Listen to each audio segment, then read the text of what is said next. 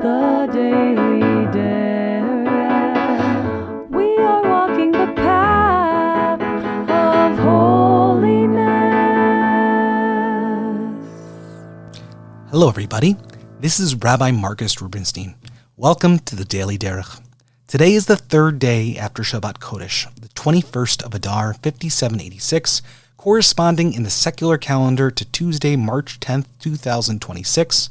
We will read Parashat Vayakhel Pekudei this coming Shabbat, and we are 22 days from Pesach. Let's begin. We begin with Me'am Loez on the Parsha. We're still in Parashat Vayakhel, and we spoke last episode yesterday about this idea that the mitzvah for resting on the Sabbath on the seventh day and working 6 days is given in this parsha to specifically tell us that we should not think that the tabernacle is so important, that the building of the Mishkan in the wilderness is so important, and staying loyal to God is so important that we should not have Shabbat, that we should work through Shabbat, that maybe Shabbat is only about holy things, right? It's only about unholy things. It's only about the work we do during the week, our own selfish needs, whatever it is.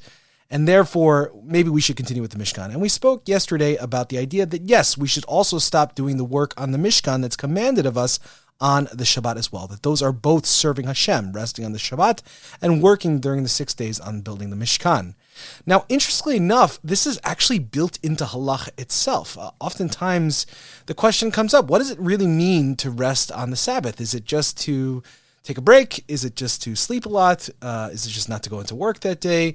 What does it exactly mean? And for our sages, it was almost an anathema to them. They were allergic to obligations, especially obligations that were liable to the death penalty, which we learned yesterday, right? Really serious mitzvot and obligations that we have, for them not to be black and white in terms of what we need to do and what we don't need to do. Now, if really keeping Shabbat was just resting on the Sabbath or just having a relaxing day or doing things you enjoyed, it would be very hard to tell whether you fulfilled Shabbat or not. And so it would be very, very confusing of whether someone violated or didn't. It would not be clean at all. It has to be very definite of whether we violated Shabbat or we haven't. And so the sages really like to make it black and white in these categories, right? Either you did Shabbat or you didn't do Shabbat. So how do they handle it in this case? Well, it's really interesting. What they said was actually work on Shabbat. What they actually defined as work on Shabbat were the 39 labors that were done to build the Mishkan in the wilderness, the tabernacle in the wilderness. There were 39 categories of labor that were needed to actually build this thing, whether it was working with animal skins or cooking things or making things, whatever it is, there are 39 general categories. And if you want to learn these categories, you can look in chapter 7, Mishnah 1 of Tractate Shabbat, and it lists out these 39 different labors, these 39 general categories. And it's really interesting. What you might ask, why is it the 39 labors of the tabernacle that are actually forbidden on Shabbat? Well, it actually gets down to the value itself of what we were talking about.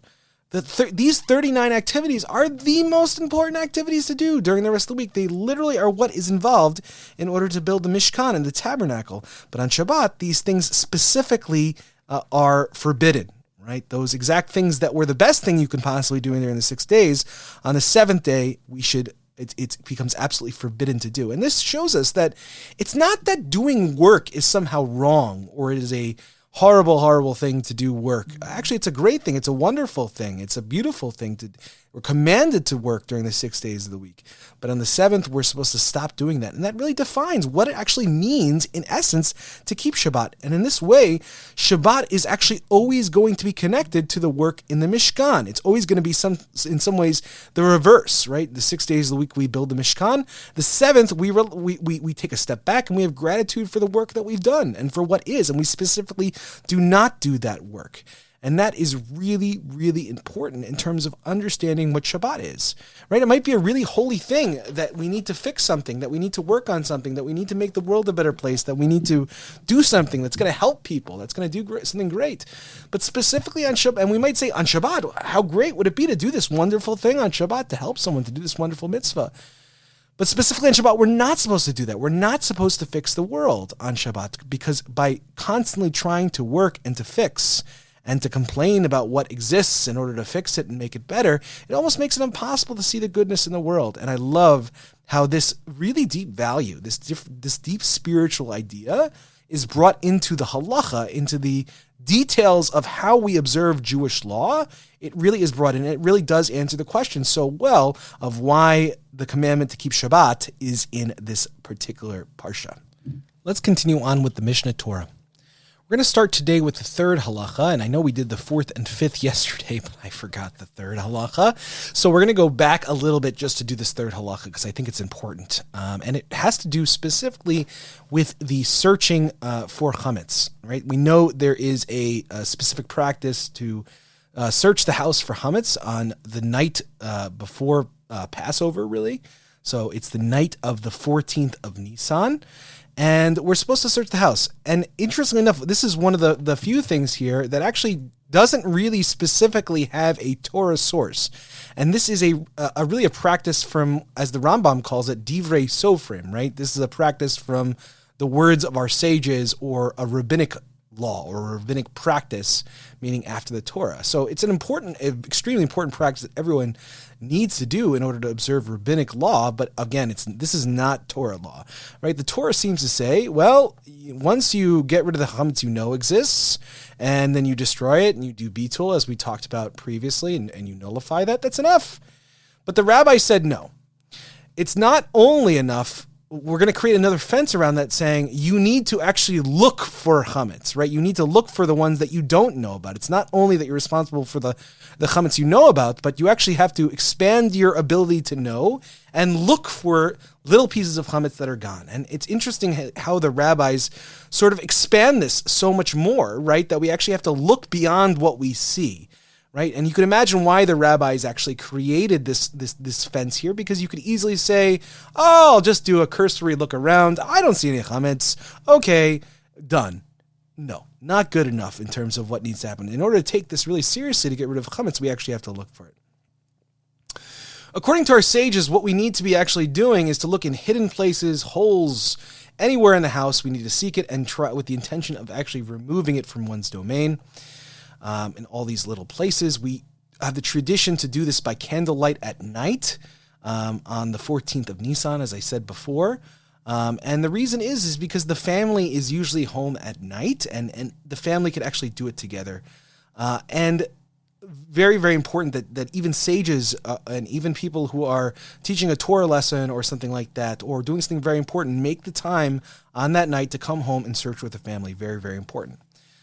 Okay, we're going to skip forward a little bit to the 14th halacha. I know I skipped a lot of halachot, but a lot of these just don't really have to do with our time in the same way anymore. So I really want to try to bring practical halachot that actually we can immediately put into practice. So the 14th halacha in chapter 2 of the Mishnah Torah on Pesach speaks about this idea of what happens when we find a kazayit chametz, what happens when we find an olive's worth of chametz, meaning the minimum amount of chametz that is considered eating, and we find it in a really high place that's really inaccessible. It's not easy to get to. We're not going to see it. It's a tiny little piece of something. Do we really have to go up and get it? We're not seeing it. And everything like that. Do I have to look up there? Everything like that. And the answer, interestingly, is yes. You might think, well, maybe if it's in this high place, I can't see it, I can't access it, there's no chance of me eating it or anything like that. So what's happening? Well, the idea is that there's a chance that it might fall from the beam, right? There could be a wind or something. It could blow from the beam. It would fall off the beam and it would fall onto the floor. And then all of a sudden you might end up eating it or have access to it on Passover. Right, and this would be obviously very bad. And it's for this reason that we're obligated to then get a ladder and go up and bring it down, even though you really have to particularly and purposely go there and use a ladder to even get there in the first place.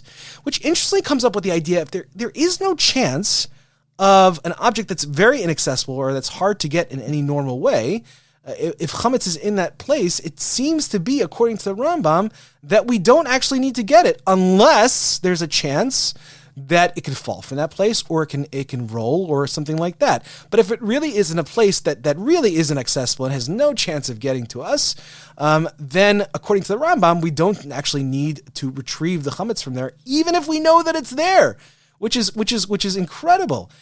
We can know the chametz is there, and it's possible to get, but still, we don't need to get it. The reason being, right, is because there's no chance that this is ever going to get in our food. There's no chance that we're really even going to see this food. And yes, we can get something to jump down or get it, but we don't need to. And he specifically brings the case of a pit, right? Instead of the chametz being on a high place, this is the case of a chametz being in a really low place. And in that case, when it's in a really low place and there's no chance of the wind bringing it out or anything like that, or it falling, anything like that, in that case, all that's required is to nullify it, right? To do bitul or hashbatat chametz, right? To nullify it from one's heart. And that's enough. And I think this is a really good lesson for us, that if something is really inaccessible, if the chametz is inaccessible and you really can't get it, and there's no chance of it ever getting to you, it's enough to do bitul and it's enough to do nullification, which again should relieve a lot of the stress for cleaning the house for Pesach if done correctly. Now we turn to Menorat HaMaor. Menorat HaMaor is going to continue speaking about this idea of the three temples that were built. In our last episode, we related actually the dreams and the sacrificial animals of Avraham in the Brit Bein HaBeitarim, the different temples that existed, the different houses of God, and the different places in which we worshiped Hashem. These three houses now in the Menorat HaMaor are going to, in a different midrash, are going to allude to something. We're going to allude to those three temples again, but in something different, not about Avraham, but about Isaac, actually. And one thing that Isaac is really famous for, and a part that we often skip over in the narratives of Genesis, is we see that Isaac, during a lot of his life, he's dealing with building and drilling and making wells, right? We see throughout Be'erot, he's constantly trying to dig out wells, and then the Philistines sort of fill them in again, and then he digs them out again. And it's kind of this constant struggle, and you can kind of sense that there's something bigger going on with these wells. Obviously, water is important in general back then, and so you can imagine people fighting over it. People are still fighting over water all the time in the Middle East. But I think there's something much bigger than that here. And it really comes from the idea that wells are obviously wells of water, and specifically living water, right? Because living water, Ma'im Chaim in Judaism, is water that comes from a natural source here. So underground water, and a well of living water, or a Be'er Ma'im Chaim here, always is going to allude for the rabbis to Torah.